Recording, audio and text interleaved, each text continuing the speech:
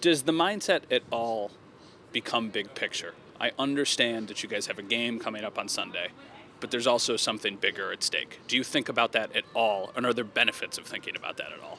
I remember talking to Vaughn about this the last couple seasons, and there's so much that go into playoff runs, winning Super Bowls, that if you think and worry about that, it's almost to your detriment. And so what we talked about, and that's really stuck with me, is that you're just trying to play your best football at the end of the season.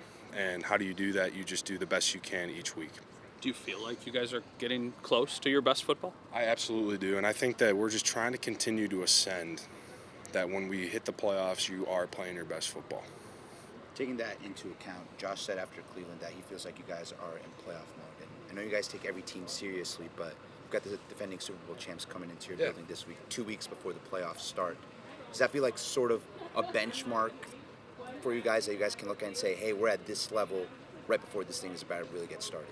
I think one of the really special things about this place, this culture, is that you really have respect for the opponent. We know what kind of team is coming in here, the great players they have, the great coaches, the scheme. Ultimately, it's about us and how we perform and how we play. And again, we have a ton of respect for the Eagles, but how do we focus on what we can control, play our best football, and again, continue to ascend that we're playing our best at the end of the season? That Eagles defensive line, what do you see in them? I mean, you see talent all over the place, right?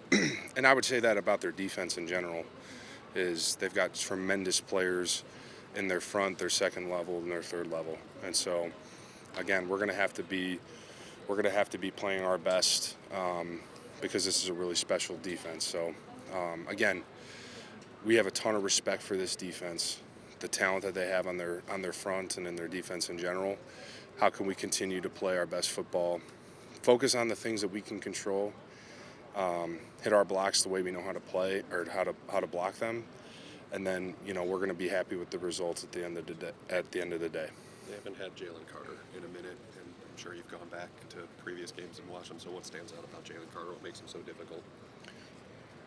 Golly, I think Jalen, number one, the thing that flashes is his explosive athleticism, and strength. I mean, he has some moves and stuff on film that you go, wow, this is a really special, unique player. But I would say that Jordan Davis has some of those plays.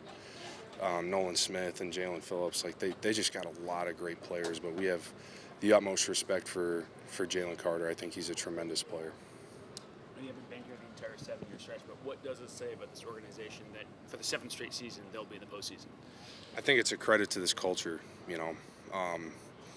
and I've always reflected on in 2023 when we were 6-6 and we went on a run at the end of the season, won 5 straight, won the division, hosted home playoff games. Like, this place has such a special culture where it's process driven and process oriented, that you don't ride the highs and the lows of the season. You're really playing each week as its own, having the respect of the opponent, but really focusing on you.